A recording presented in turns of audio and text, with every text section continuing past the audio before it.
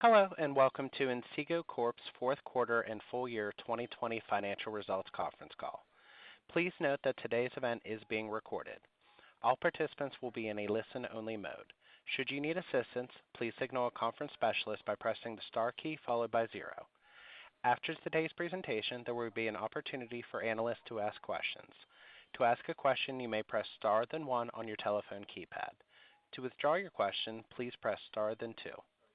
On the call today are Dan Mondor, Chairman and CEO, Craig Foster, Chief Financial Officer, and Ashish Sharma, President of IoT and Mobile Solutions. During this call, non-GAAP financial measures will be discussed. A reconciliation to the most directly comparable GAAP financial measures is included in the earnings release, which is available on the investors section of the company's website. An audio replay of this call will be also archived there. Please also be advised that today's discussion will contain forward-looking statements. These forward-looking statements are not historical facts, but rather are based on the company's current expectations and beliefs. For a discussion on factors that could cause actual results to differ materially from expectations, please refer to the risk factors described in our Form 10-K, 10-Q, and other SEC filings, which are available on our website. Please also refer to the cautionary note regarding forward-looking statement section contained in today's press release. I would now like to turn the call over to Dan Mondor, Chairman and CEO. Please go ahead. Hello, everyone. It is great to be with you today. 2020 was a phenomenal year for Inseego in every respect as we extended our lead in the 5G market. We launched groundbreaking 5G products with mobile operators on 4 continents, shipped our first fixed wireless access products, unveiled a suite of powerful software-as-a-service cloud solutions, and posted record revenues. The launch of our second-generation 5G products and surge in demand for our 4G products played a major role in our outstanding 2020 financial results. Our 5G strategy came to fruition, and we recorded significant wins and successful 5G customer launches in North America, EMEA, and Asia Pacific, with approximately 12% of our total revenue coming from these products. The most significant win was the groundbreaking deal with T-Mobile, who selected Inseego for their very first and only 5G mobile broadband hotspot and our Inseego managed cloud portfolio. The Un-carrier now has Inseego 5G technology and device management capability to offer to their 100 million plus consumer and enterprise customers. 2020 was the culmination of the Inseego team accomplishing what we said over 3 years ago when we announced Inseego 2.0. We brought numerous new products to market, added major new customers, and established business in new high-growth geographies. I cannot tell you how proud I am of our amazing employees. As we sit here today, the 4 largest mobile operators in the U.S. have all adopted Inseego products into their lineups. Now every American can experience the fastest, most reliable, and secure 4G and 5G mobile technology on the planet. We successfully navigated the numerous challenges of the COVID pandemic, including lockdowns globally. Our team did an outstanding job to fulfill the explosive demand that fueled our impressive revenue and profit growth in 2020. We made tremendous progress in the first half of last year, strengthening our balance sheet with additional liquidity and elimination of bank debt. Most recently, we announced the sale of Ctrack South Africa, which allows us to focus on building our business in markets where we are experiencing substantial demand for our products in the rest of the world. As such, Enterprise SaaS Ctrack will continue to operate in high-growth markets in the UK, Western Europe, and Australia and New Zealand. The Inseego managed subscription software business grew by triple digits in 2020. So, our combined cloud subscription business is both sizable and growing very rapidly. We think it is important to be a pure-play 5G story and extend our leadership position in the hardware platforms and grow our cloud subscription business for the decade-long 5G technology cycle. We launched Inseego 3.0 in January with the goal of becoming the global 5G technology partner of choice for carriers and enterprise. And we are focused on three primary objectives in 2021. First, expand our product footprint in each major carrier with multiple 5G product slots, both fixed wireless access and mobile broadband hotspots as stock products, and launch a non-stock sell-with strategy to sell to the enterprise markets in conjunction with the carrier's enterprise sales force. Second, launch a comprehensive 5G enterprise portfolio to secure the edge with Inseego technology, targeting enterprise, small-medium businesses, and private networks. And third, roll out the Inseego managed cloud portfolio to grow our recurring revenue cloud subscription business at higher gross margins.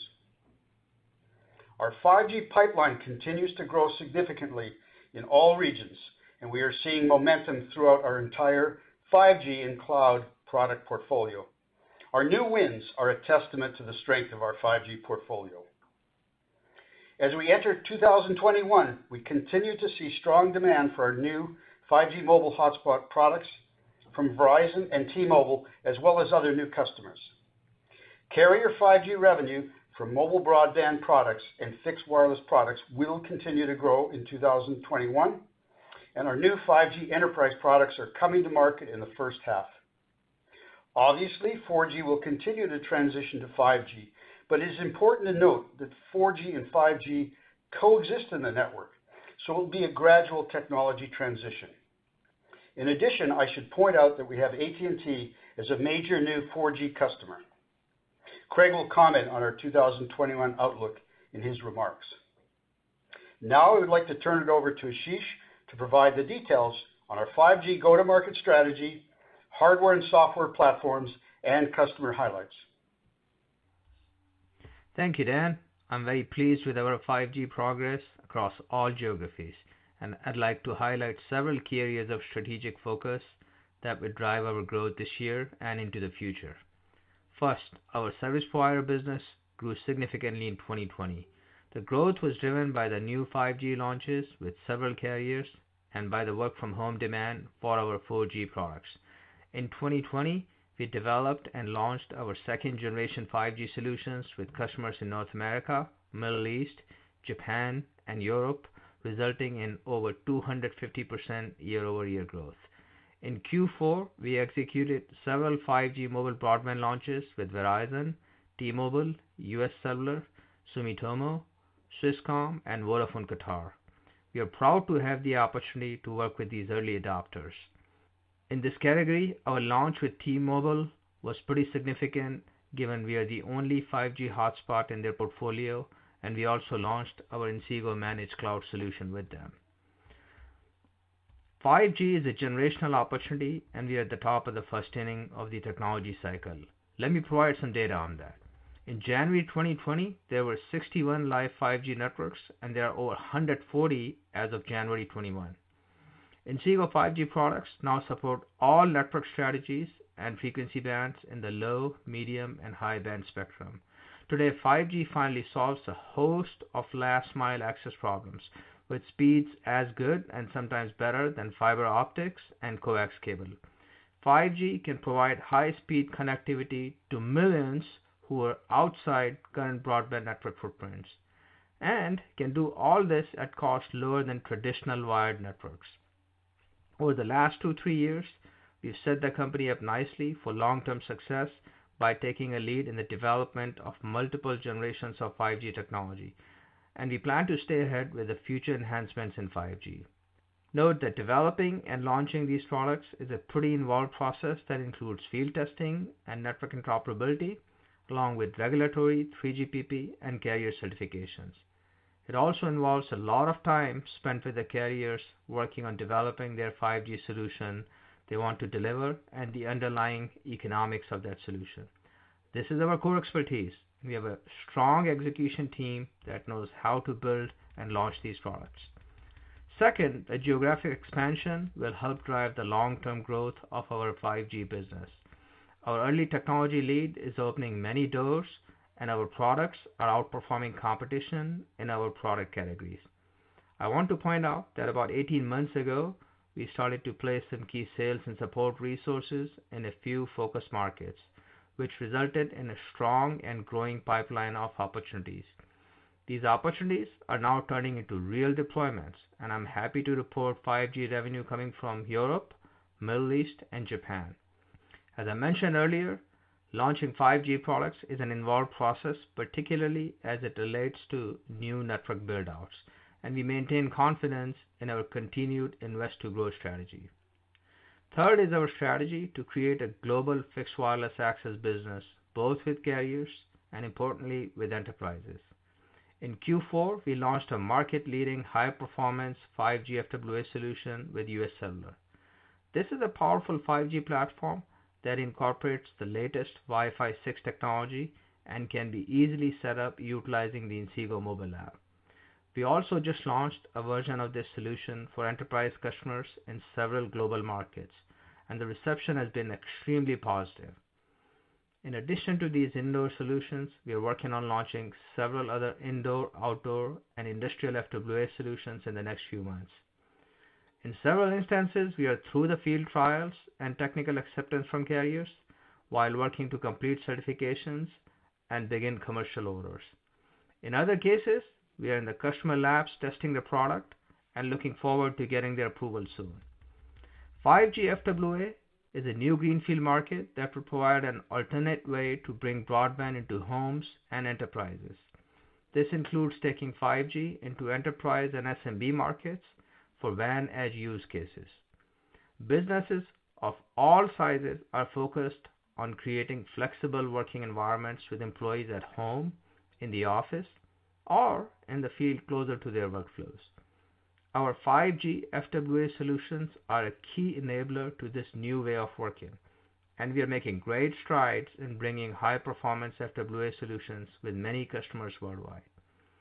In addition to these traditional FWA uses, there is an interesting ecosystem starting to form around the private network market. We are actively engaging in the market, and we plan to build up our business as the market develops over the next few years. Fourth is broadening our software business through value-added features that our customers can monetize. In 2020, we revamped our cloud solutions portfolio, Inseego Manage. Our cloud subscriptions grew significantly to over 3.5 million subscriptions. We also launched a new cloud management solution, Inseego Connect, which is built for highly scalable remote management of our 4G and 5G solutions. We also released a new mobile app that simplifies the installation and onboarding of our solutions. These new software solutions allow the end customers to self-install their broadband connections for many different use cases. Moving forward, we are focused on growing recurring, more SaaS-like revenues that are bundled with our 5G equipment-based solutions. Our focus is on three types of recurring revenue: complex carrier subscription management, cloud management services for carrier and enterprises, and 5G edge enablement. All these areas have a large TAM associated with them. Now I'd like to hand it over to Craig. Good afternoon, everyone, and thank you for taking the time to join the call today. While preparing for the earnings call, we are provided with an opportunity to reflect on the evolution that Inseego is currently undergoing. It was only a few years ago that we were basically a one product, one customer company. What we lacked as a firm was not initiative or drive, but a comprehensive strategy on how we were going to develop this growing market. From my point of view, our current strategy boils down to four major initiatives, all of which are well underway. First is our geographic expansion and revenue concentration. As noted earlier by Dan, we announced a number of new wins with leading international and domestic carriers. These initial returns come after investing in long sales cycles and will help us diversify our revenue into fast growth markets. Second is our focus on building industry-leading products. Despite the early nature of the 5G market, Inseego continues to be on the forefront of product development. We recently added a significant number of products to our portfolio, including a suite of fixed wireless access points. We will continue to push the boundaries to better serve our customers' needs. Third is our focus on software platforms. We believe that a great deal of our future success will be driven by our ability to differentiate ourselves within our software platform, Inseego Manage, which was announced during the quarter. We realized a while ago that it was critical to build a cloud-based management and security platform that allowed IT teams to manage our products in a ubiquitous computing environment. Which leads me to our fourth and final point, penetration of the enterprise. With the growth of 5G comes new connectivity needs that require advanced solutions, and we believe it is a natural extension of our R&D DNA to build comprehensive platforms for the enterprise. Building the products is actually the easy part, and we made several announcements during the quarter. The real focus for us is expanding our relationships with the system integrators and other go-to-market partners and making sure we'll have the right value proposition for customers. One major development for us was the repackaging of our full offering into a recurring revenue, pay-as-you-go model we call Inseego Select, which we believe will be commercially aligned with our enterprise customers. With that, let's review our results for the fourth quarter. Net revenue of $86.1 million, down 4.6% sequentially and up 64.5% year over year. It should be noted the quarter included several initial stocking orders from the previously mentioned new customers. Turning to our business units, fourth quarter IoT and mobile solutions revenue was $72.1 million, down 6.8% from the third quarter. We saw relatively stable demand for our legacy 4G products and received a series of stocking orders for a group of new customers. We are encouraged by our 5G revenue mix, which trended up during the quarter. Our Inseego Managed software continues to grow rapidly, with the number of subscriptions increasing 18% quarter over quarter and is up 231% year over year. Fourth quarter enterprise SaaS solutions revenue was $14 million, up $8.3 million from the prior quarter.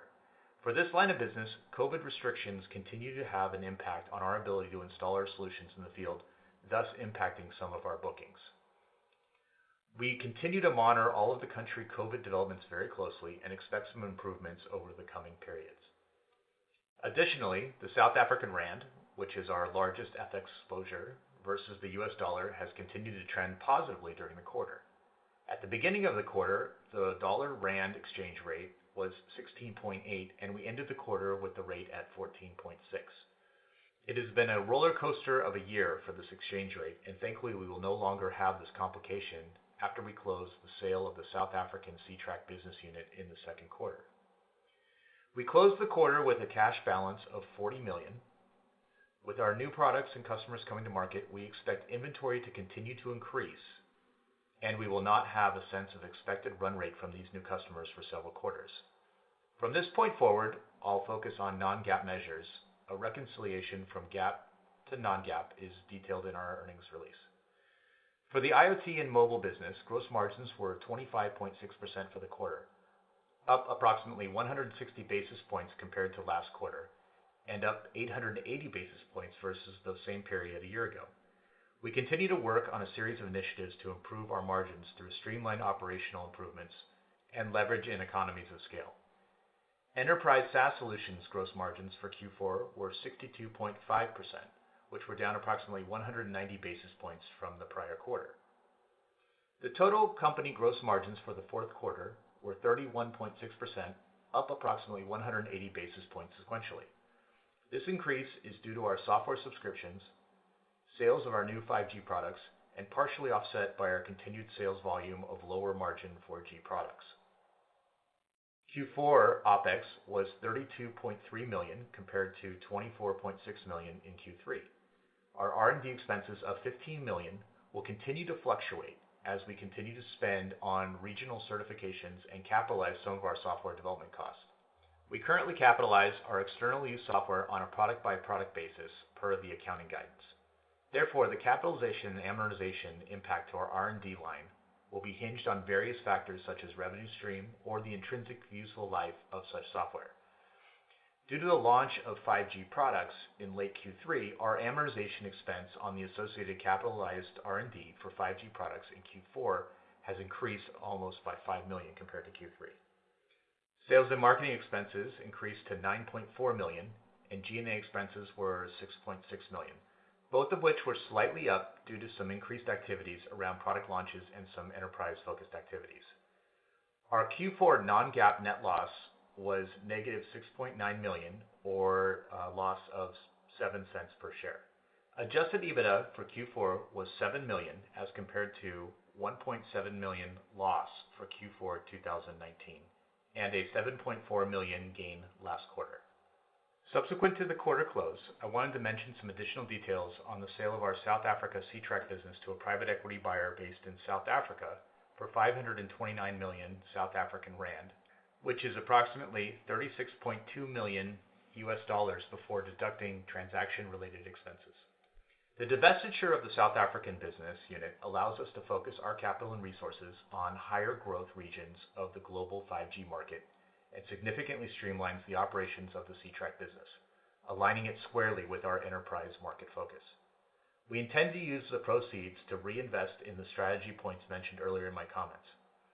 The deal is subject to local government review and is expected to close in the second quarter of 2021. And finally, some comments on our outlook for the rest of 2021. As mentioned before, there are separate market dynamics going on in the 4G and 5G segments of our business. Continued expansion of our 5G customer base and the launch of our mobile broadband and fixed wireless access products throughout the year is very encouraging, and the long-term growth trajectory of 5G revenue is clear. Given the market is transitioning from 4G to 5G, it is always challenging to predict the exact trajectory of this technology migration. In addition, factors specific to us that add to this complexity are expected lower demand of our legacy 4G products and the pending sale of the Ctrack South Africa operations next quarter. Taking everything into consideration, we expect the second half of the year to be stronger than the first half, and we'll share more color on this going forward. Thanks for listening, and with that, I will turn the call back over to Dan and some final comments. Thank you, Craig. COVID turned the world upside down in 2020, which both tested and demonstrated our resilience during these extraordinary times. Despite the numerous challenges, we are on an incredible pace of bringing new 5G products to market and winning new customers. I want to express a sincere thank you to every Inseego employee who did an amazing job in 2020 despite unprecedented circumstances. The carrier and enterprise 5G addressable market combined is over $50 billion. With best-in-class performance, security, and reliability of our products, we are confident in our goal to become the global 5G technology partner of choice for carriers and enterprise. 2020 was a monumental year, and we expect 2021 to be even more exciting for the company and investors.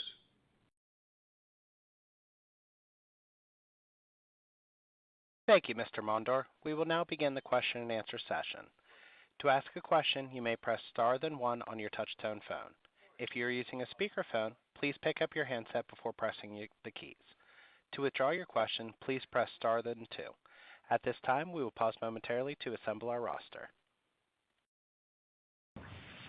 Our first question will come from Scott Searle with Roth Capital. Please go ahead. Hey, good afternoon. Thanks for taking my questions. Hey, just a quick clarification, Craig. I wanted to make sure I understood the 12% 5G number. Was that for the fourth quarter, or was that for the year? And also, to clarify on the R&D front, do you have some more granularity as it relates to certification costs, which tend to be lumpier, versus anything that's started to flow through related to software capitalization? Sure. So let me start with the first question you had, which was, sorry. Just the 12%. 12% was the year. Was the year? Okay. Yeah. Yes, that was for the year. Sorry. And then regarding the capitalization of software and stuff, so for Q4, we've definitely seen a peak of our costs as it relates to the capitalization and amortization relating to software development costs, internal and external. And I think that you're going to see that tick down substantially going forward, more normalizing towards where we were in Q3 of this year. Gotcha. Helpful. And just digging in on the Ctrack front, I want to clarify. So the intention at this point is to retain the remaining Ctrack businesses that are not South African based and ultimately kind of fold that into the enterprise business that you're developing. Is that correct? Yeah, Scott. It's it's sort of the rest of world assets that we're keeping are UK, Western Europe, Australia, New Zealand, which importantly line up with our target markets in 5G, and our expectation of our enterprise strategy will align there as well. So those are strong markets, have great growth trajectories, and we think it's a good alignment. As we look across our total cloud subscription business, they align very well with our 5G strategy and with our cloud strategy. Gotcha. And lastly, if I could, you mentioned some initial orders coming from some of the new customers that were announced during the fourth quarter. I was wondering if you could put some more color around the magnitude, the size of that. And so far, we're 2 months into the first quarter. What are you seeing so far from a linearity perspective? And any color you could give us on kind of that sequential growth of the course of the year would be helpful. Thank you. Sure. Yeah. Well, it's a continued ramp through the year. Every quarter last year was higher than the previous, and we expect that to start that pattern. I'm asked all the time, when are you going to start to see another customer that has a higher business potential or profile than Verizon?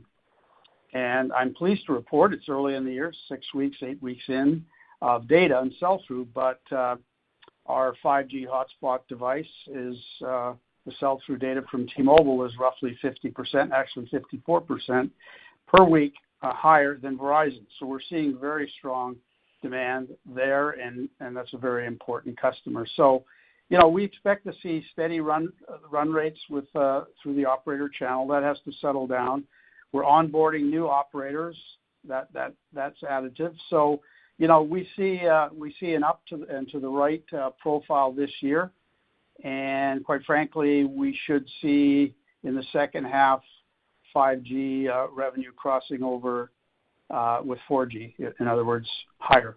So very, very strong uptake, very strong demand, great reception, and the enterprise activity is just getting going. Great. Thank you. Thank you. Our next question will come from John Marchetti with Stifel. Please go ahead. Thanks very much. Dan or Craig, I was wondering if you'd talk a little bit more about your expectations for the enterprise contribution here in 21. Where are we? Dan, you mentioned some work that still needs to be done on the go-to-market side and some things along those lines. Just how do we think of that as a contributor for 21?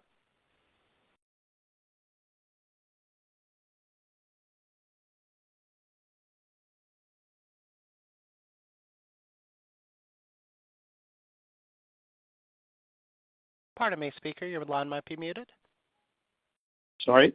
I wanted to say that our principal focus on 5G until roughly the middle of last year has been on carriers. That's where we were pursuing, that's putting our energy investment.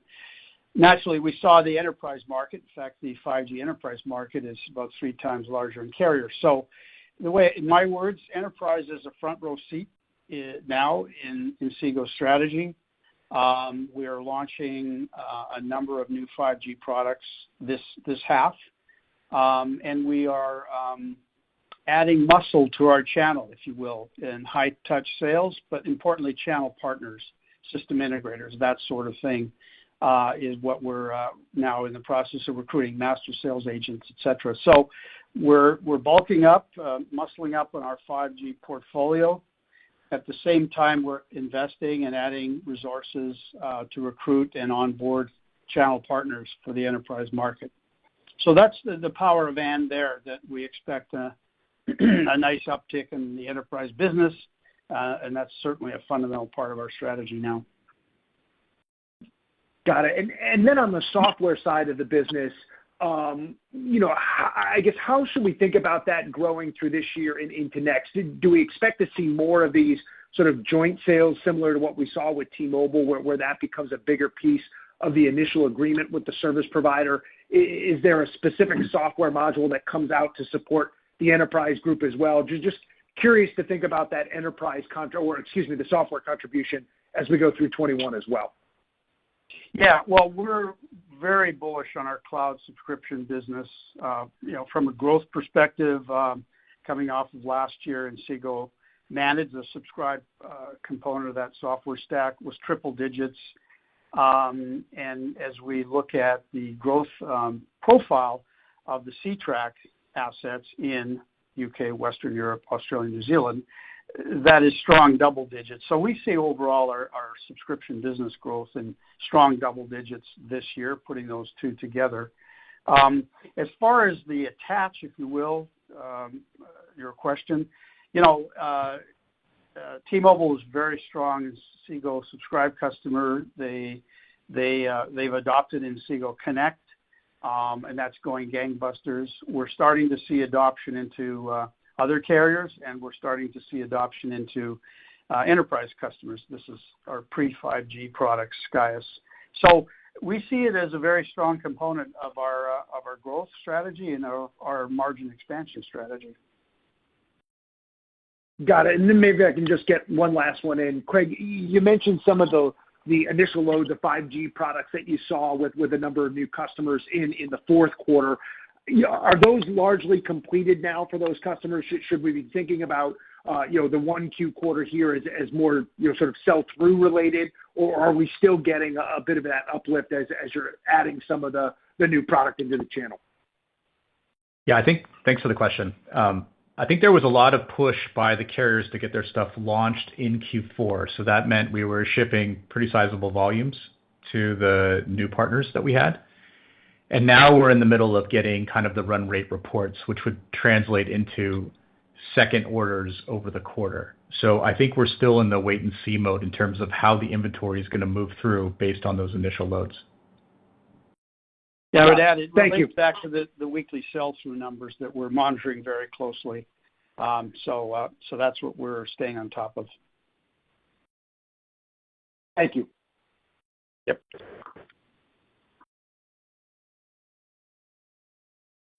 Our next question will come from Mike Walkley with Canaccord Genuity. Please go ahead. Great. Thanks for taking my question. Hope everybody's doing well on the call. Mike? I guess, yeah, congrats on all you guys accomplished in 2020. Look forward to all these new 5G products and coming to customers. Just a question on modeling maybe for Craig. Just on the C-Track South Africa business, can you help us just what the run rate is of the business sold so we can maybe remove that from models as we think about that business for comps going forward? Sure. As you think about C-Track, roughly for what we were modeling for the 2021 is the C-Track South Africa is roughly half of our business in the C-Track line. Okay, great, thanks. And then just on Q1, I know it's a interesting quarter after you fill up the channel for 5G and you're waiting for orders for sell-through, and then we had the surge demand. But anything we should think of for Q1? Is there any of these well-known component shortages that might be impacting your business in the first half of the year? Or how do you guys feel about your ability to supply, and any thoughts on just seasonal trends as we start off the year? Yeah, I could. Hey, Mike, I'll comment. Stan here. Thus far we have not seen an impact on the component shortage dynamic, if you will. Done a lot of work in planning ahead and ordering, frankly, these long lead time components. The market is tight. There's a lot of constraints. Everyone knows that. But thus far, we're not seeing any impact, at least in the near term. Having said that, we are working very hard on that exact thing. And I'll just add one piece of information is that while we believe that we have raw materials inventory covered, what we are seeing from our key suppliers is longer lead times. So something that might have been 3 quarters now moving out to 4 quarters. So really the onus on us is to make sure that we have a steady supply as we move into the second half of the year. And I mentioned in my comments that you should expect to see some increased inventory. I would think a bunch of that would be in raw materials to make sure that we secure the supply that we need. Gotcha. No, that's helpful. Thanks. And maybe a question on the product roadmap. Can you talk about just any early feedback on the private network business with customers and the partnership with Celona that you guys put out a press release? Maybe a little color on that and what kind of opportunity you see with them. Yeah. Ashish, do you want to take that one? Yeah, sure, Dan. Yeah, I mean, look, early days, the private network market is just beginning, and there's a lot of activity. There's a lot of new players coming in. We've mapped out the ecosystem, and we are working from infrastructure to end customers to system integrators, software partners. We're working with a whole slew of different technology ecosystem partners. It is a very exciting market, Mike, and we believe our solutions are very well suited for the market.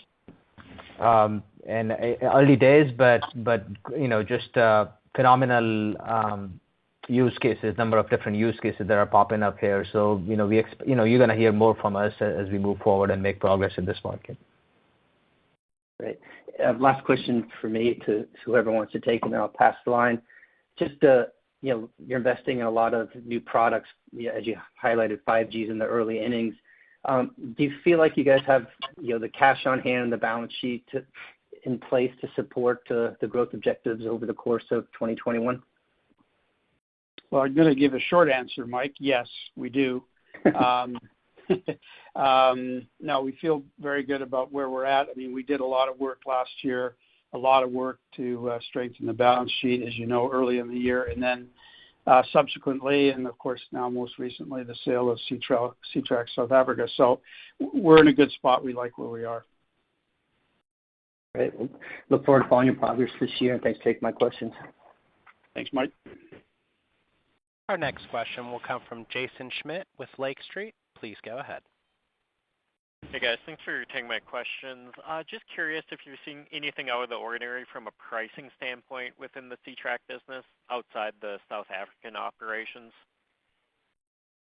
Well, I think, yeah. Hey, Jason.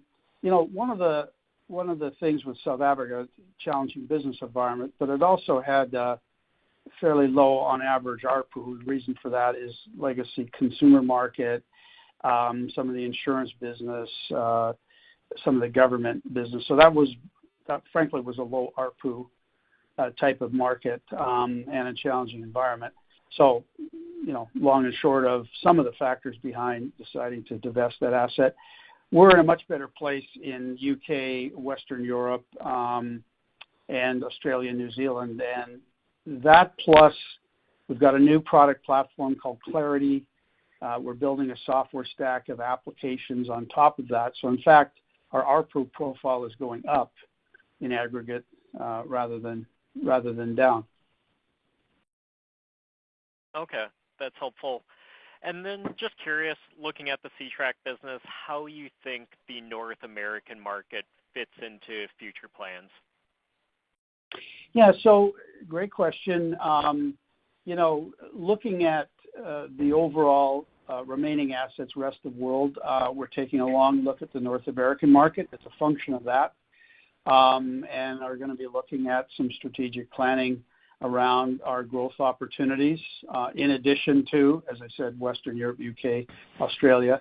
So we're assessing it. There is opportunity there. We'll update as we move forward. Okay. Thanks a lot, guys. Thank you. Thank you. Our next question will come from Lance Vitanza with Cowen. Please go ahead. Thanks, guys. Thanks for taking the questions, and congrats on the quarter. I wanted to ask you about the Inseego Managed Cloud subscriptions, over 3.5 million. I guess the first question is, how many did you have? How many subscriptions did you have at the end of the third quarter, and how many did you have a year ago? And then if we could talk a little bit about what impact these subscriptions are having on the company's revenue and margin profile. In other words, is there any front loading in those subscriptions, or is it the opposite? Are we kind of creating a headwind because maybe we're replacing point-in-time sales with a subscription tail, so to speak? But any color on that would be appreciated. Yeah, hey, Lance. Well, the first part of your question, we entered 2020 with 1 million subscriptions, and we exited 2020 with 3.5 million. So there's your growth profile through the year. You know, T-Mobile is a great customer, and they place their confidence in us. And this is managing subscriptions for principally its enterprise and their government sector. And, you know, as Magenta and Yellow came together last year, it was really a boost in the demand for that capability with us. And as well, now you know they're adding Inseego Connect. So, I mean, that was the principal driver. It was the demand from the markets for subscriptions for devices, and that's what we provide as a service. So overall, triple-digit growth last year.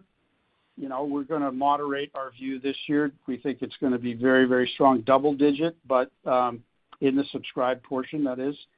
But we still see very strong growth opportunity in 2021. Thanks. And what kind of, can you talk at all about the impact that this growth has had, and I guess is likely to have going forward on the margin profile? Thanks. Well, yeah, highly accretive from a margin perspective, as you can probably imagine. It's a very important growth driver. And as I said before, you know, our strategy this year is expand the carriers with more 5G slots, enter enterprise, and grow our cloud subscription business.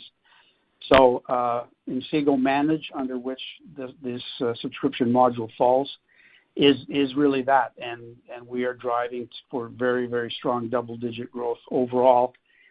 As I said as well, Ctrack Rest of World has that profile. So we feel very bullish on our subscription business this year in terms of revenue growth and, of course, margin expansion. Thanks, guys. Appreciate it. Our next question will come from Mike Latimore with Northland Capital. Please go ahead. Hi, this is Aditya on behalf of Mike Latimore. Could you guys tell me what percentage of the sales were international in the 4Q? Sorry, that was international sales in fourth quarter? Yes. Yeah. That's not really something that we break out, but Craig, I'll let you field that one. Just give me a second. I'm calculating because we. All right, fine. Why don't you ask the second question, and I'll come back to you. All right. My other question to you would be like, do you guys have a number on how many 10% customers did you have in 4Q?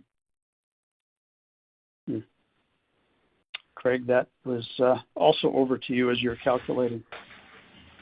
Yeah. So for the rest of the world, for our rest of the world revenue, regarding your first question, you know, it was sub 10% for total revenue for the company, not including the Ctrack components.